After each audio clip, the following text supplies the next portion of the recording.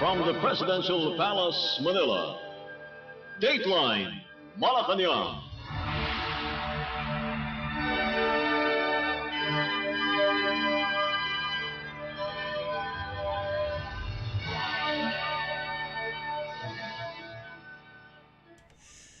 Good day. Radio Pilipinas World Service can also be heard on shortwave broadcast through the shortwave facilities of the United States Agency for Global Media, or Voice of America, on the following shortwave frequencies: 12.020 MHz, 15.640 MHz, and 17.665 MHz. I'm your host, Leo Magpayo, and this is Dateline Malacañang in Review. The House of Representatives on Monday ratified, through a viva voce vote, the Bicameral Conference Committee report on House Bill 4058, or the proposed 2026 General Appropriations Bill, or GAB. With both chambers approving the measure, the budget bill is now ready for transmittal to President Ferdinand R. Marcos Jr. for review and final approval. The President is expected to sign the 2026 national budget in the first week of January. Speaker Faustino D. III described the passage of the GAB as one of the chamber's most vital constitutional responsibilities. In his remarks before the Christmas break, D emphasized that the 2026 budget and the process behind it represent a landmark effort. The proposed 2026 GAB allocates 6.7 trillion pesos for government operations this year. It is also the first national budget to provide education funding equivalent to 4.1% of the country's gross domestic product, or GDP, surpassing international standards. Health and agriculture are likewise among the top priority sectors. Funding increases for these areas were sourced from adjustments to the Department of Public Works and Highways, or DPWH's proposed budget, following issues raised over flood control projects. Dateline Malacañang. Philippine President Ferdinand R. Marcos Jr. urged Filipinos on Tuesday to put compassion and national interest above personal gain, invoking the legacy of Dr. Jose Rizal amid renewed public calls for integrity and accountability in government. In his Rizal Day message, the President said, "Rizal's life and martyrdom continue to serve as a moral compass for the nation as it confronts issues that challenge public trust, including corruption and the misuse of public funds." President Marcos emphasized that Rizal's principles should shape the way Filipinos live and serve the country, urging them to prioritize the common good over personal or vested interests. The chief executive noted that Rizal's values remain relevant as the government strengthens accountability efforts, particularly in sectors that directly affect public welfare, such as infrastructure and disaster mitigation. President Marcos added that honoring Rizal means ensuring that justice is felt in the daily lives of ordinary Filipinos. The President ended his message by wishing the public a meaningful Rizal Day and urging the youth to carry forward Rizal's ideals through responsible citizenship. Rizal Day, a national day in the Philippines, is commemorated every December 30. It honors the execution of Dr. Jose Rizal on the same date in 1896 at Bagong Bayan, now known as Rizal Park. Dateline Malacañang. Meanwhile, Philippine President Ferdinand R. Marcos Jr. on Tuesday morning led the nation in marking the 129th anniversary of the heroism and martyrdom of Dr. Jose Rizal. The annual rites were held at the Rizal National Monument in Rizal Park, Manila. This year's commemoration carries the theme, Rizal, sa pagbangon ng mga mamamayan, aral at diwa mo ang tunay na gabay, highlighting Rizal's enduring influence as Filipinos confront modern-day challenges. The ceremony began with the traditional flag raising, followed by President Marcos's solemn wreath laying at the foot of the monument, an act symbolizing the country's continued recognition of Rizal's sacrifice and ideals. The National Historical Commission of the Philippines says this year's observance aims to remind Filipinos of the immortal lessons drawn from Rizal's life and works, especially as the nation strives for unity, reform, and resilience. The event is jointly organized by the Armed Forces of the Philippines, the National Historical Commission, the Order of the Knights of Rizal, and the City of Manila. After leading the commemoration, President Marcos Jr. and the First Family led Pamaskong Handog mula sa Pangulo. Speaking before some 2,000 members of the Friends of Imelda Romualdez Marcos, or FIRM, at the open-air auditorium in Rizal Park, the President thanked attendees for their continued loyalty and support, recalling shared experiences during past campaigns. The President said the gathering was a way for the First Family to personally thank supporters and share a simple Christmas celebration with them. President Marcos was joined by First Lady Luis Araneta Marcos and their children, House Majority Leader Ferdinand Alexander Sandro, Joseph Simon, and William Vincent in hosting the year-end event. Mabuti naman at kahit papaano yung ating pagsasama na napakatagal na ay hindi naman napapatid at patuloy pa tayong nagkakaisa, patuloy pa tayong nagkikita, patuloy pa tayo na at least once in a while nagsasama pa tayo at makilala ko ulit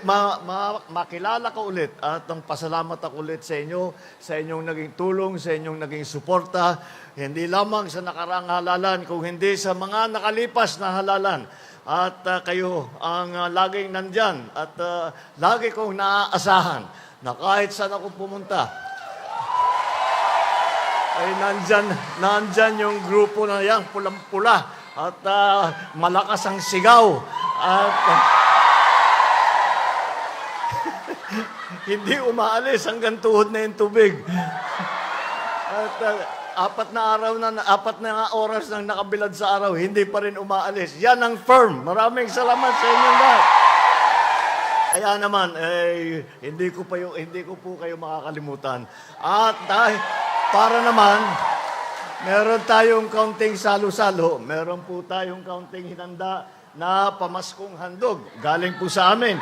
Galing po sa First Family. Galing po kay First Lady Lisa.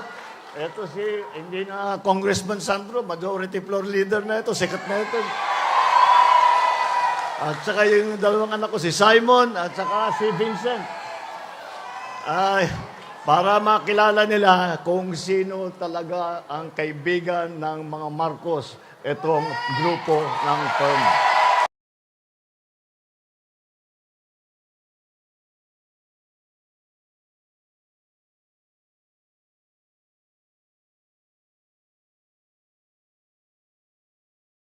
That was Philippine President Ferdinand R. Marcos Jr.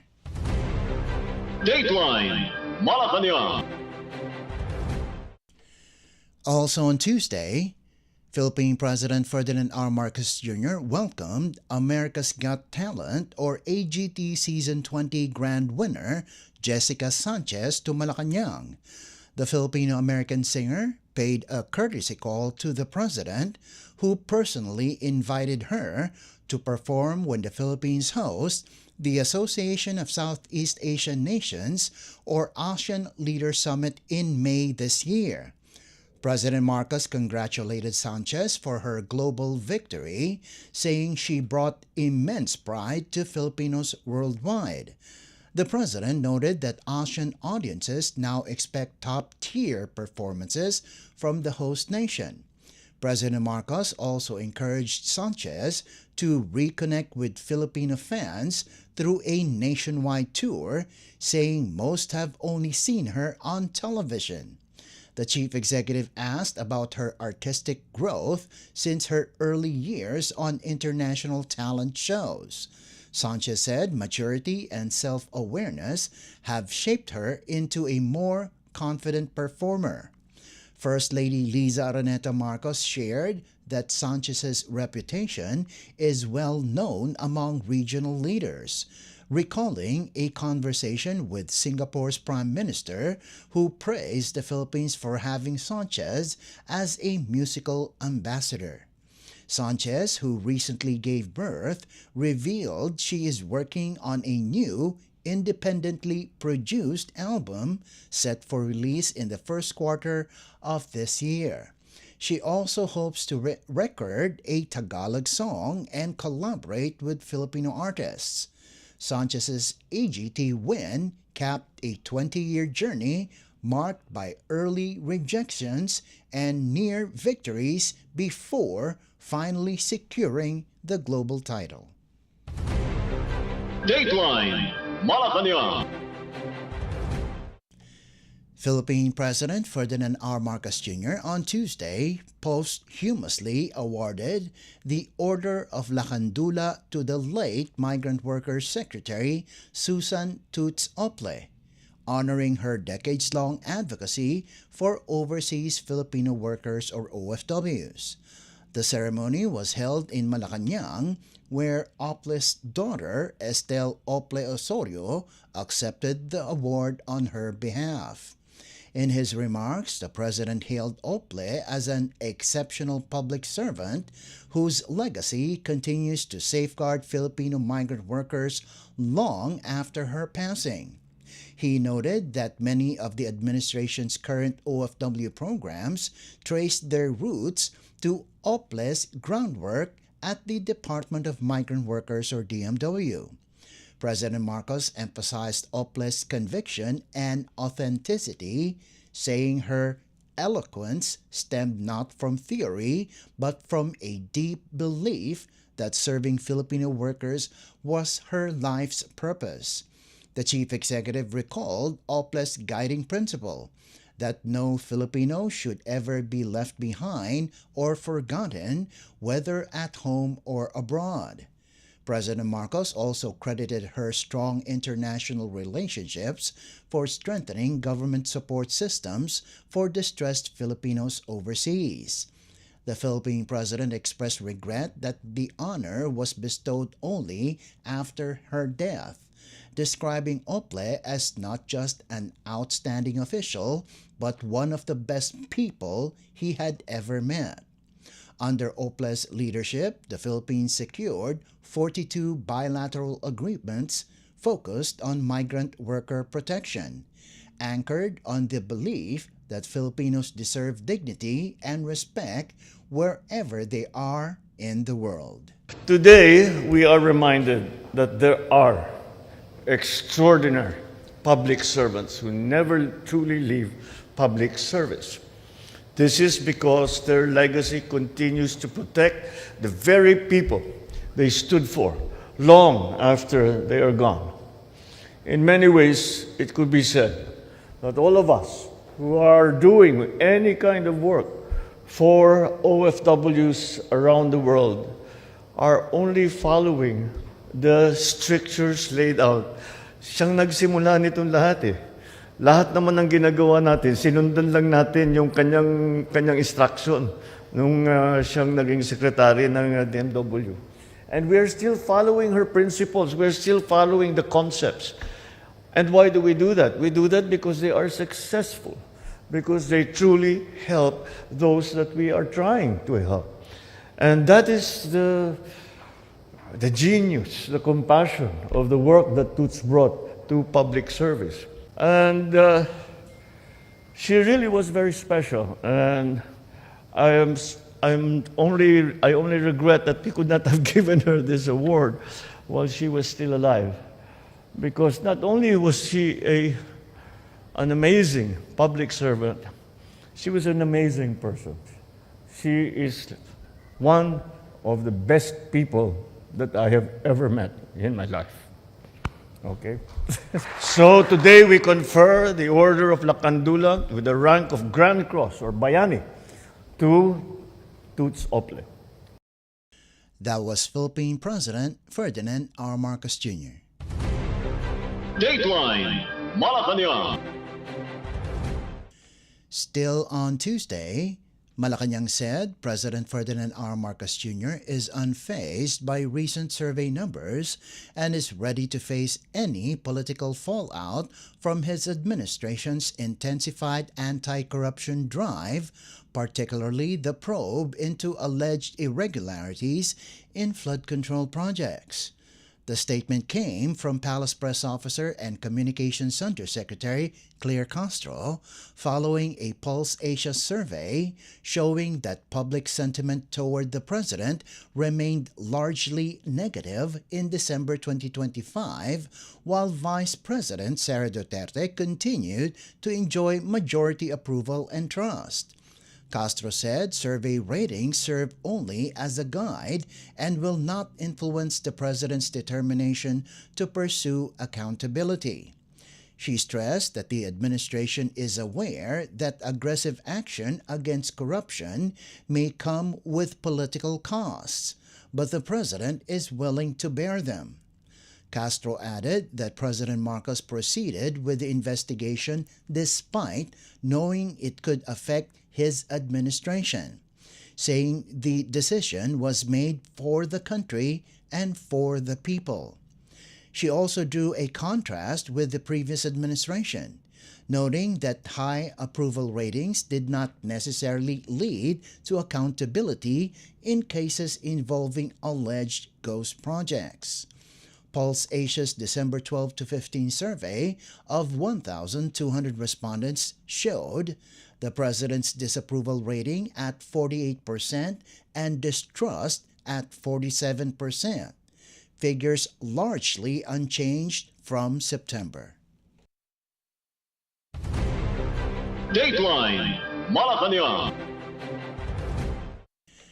Malacañang said Wednesday that President Ferdinand R. Marcos Jr. will stay in the palace to continue reviewing the proposed 2026 national budget and will welcome the new year with his family. Palace Press Officer and Communications Undersecretary Claire Castro said the president has no plans to travel as he remains focused on budget work. Castro added that President Marcos will spend New Year's Eve with his family and loved ones. Earlier, Executive Secretary Ralph Recto said the executive branch is conducting a full review of the ratified 2026 General Appropriations Act, or GAA, to ensure that public funds are properly allocated and aligned with the needs of Filipinos. Recto confirmed that Malacañang received the ratified budget on December 29th and immediately began what he described as a thorough review to ensure its integrity and effective execution. He said President Marcos Jr. and his economic team are scrutinizing the measure to determine any deviations from the National Expenditure Program, or NEP, originally submitted to Congress. According to Recto, the review, expected to take about a week, aims to guarantee that the spending plan complies with legal standards while addressing public needs. Recto also assured the public that a short period under a reenacted budget will not disrupt government operations, emphasizing that the review is intended to uphold fiscal discipline and ensure that taxpayers' money is used responsibly and translated into real benefits for citizens. Dateline Malacañang. And finally, Philippine President Ferdinand R. Marcos Jr. on Thursday urged Filipinos to welcome 2026 with discipline, empathy, and a renewed sense of shared responsibility. In his New Year message, the President said, "The start of another year offers a chance to reflect on lessons learned and move forward with clearer purpose." President Marcos joined Filipinos around the world in marking the arrival of 2026, calling it a moment for reflection and renewal. The chief executive encouraged the public to look beyond personal resolutions and consider how everyday choices shape the nation's future. President Marcos called on Filipinos to enter the new year with confidence and a collective commitment to national progress. The President stressed that true progress is rooted in shared values, saying society thrives when people choose empathy, service, and hope. He reaffirmed the government's pledge to pursue reforms under Bagong Pilipinas or New Philippines, reforms anchored on unity, compassion, and pride in the Filipino people. President Marcos Jr. closed his message by urging Filipinos to help shape the country's future with intention and collective purpose, moving into 2026 with a deeper understanding of their role in one another's lives. Dateline Malacañang. Before we conclude our program, Radyo Pilipinas World Service of the Presidential Broadcast Service can be heard over the following shortwave frequencies: 12.020 MHz, 15.640 MHz, and 17.665 MHz. Radyo Pilipinas World Service is also live on audio streaming. Just download Evox PBS Receiver on your Google Play Store or the App Store from your Apple phone. You can also visit our Facebook page and YouTube channel. Just type in and search for Radyo Pilipinas World Service. Kindly subscribe, like, and share our posts as well. And that concludes this edition of Dateline Malacañang in Review. For Radyo Pilipinas World Service, this is Leo Magpayo. Good day and stay safe. From the Presidential Palace, Manila, Dateline Malacañang.